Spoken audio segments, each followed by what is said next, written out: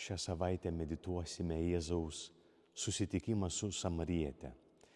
Tai ne tik istorinis įvykis, tai teologija, tai žodis galiojantis kiekvienam žmogui visais laikais.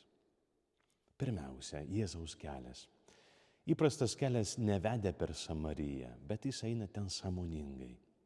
Vidurdienis, karščiausia valanda, saulė degina, Jėzus pavargęs atsisėda prie šulinio.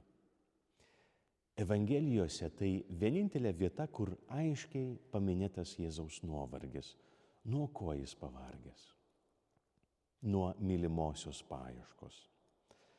Samarietė turėjo 5 vyrus, o ta, su kuriuo dabar gyvena, nėra jos vyras. Skaičius aišku simbolinis, jis reiškia nepilnatvę. Tai paveikslas žmogaus, kuris paliko savo tikrąjį sužadėtinį – Dievą. Šventasis raštas dažnai kalba apie Dievą kaip apie ištikimą sutuoktinį. Jis myli, jis ieško, jis neatsitraukia net po daugybės neištikimybių. Kokios tos neištikimybės? Pagalvokime kaip pavyzdį apie porą. Pora pašaukta gyventi bendrystėje. Pirmasis uždavinys – būti vienas kitam. Kalbėtis, būti šalia, rodyti mažus kasdienius meilės ženklus, remtis skausme, dalintis džiaugsmu. Kai ryšys tas nutrūksta, kai vienas užsisklendžia, nebekalba, nebeskiria laiko, ieškoma pakaitalų, darbų, draugų, kartais kito žmogaus. Taip nutinka ir su Dievu. Kiekvienas iš mūsų pašauktas į sužadėtinio meilę su juo. Mes esame jo. Nuo šio intimaus santykio priklauso mūsų gyvenimo kokybė.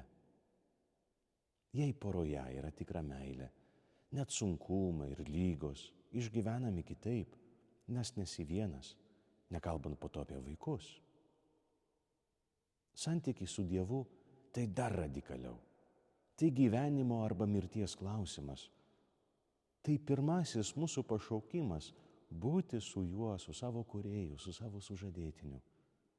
Nes nuo šio santykio priklauso visi kiti santykiai. Jėzus sužadėtinis, pavargęs ieškodamas savo mylimosios, bet jis nenustoja ieškoti. Artimiausiamis dienomis matysime šį gražų susitikimą, šį mylimosios atradimą. O šiandien kviečiu tave padėti sužadėtiniui tave rasti. Duok jam laiko, erdvės. Leisk jam su tavimi kalbėti.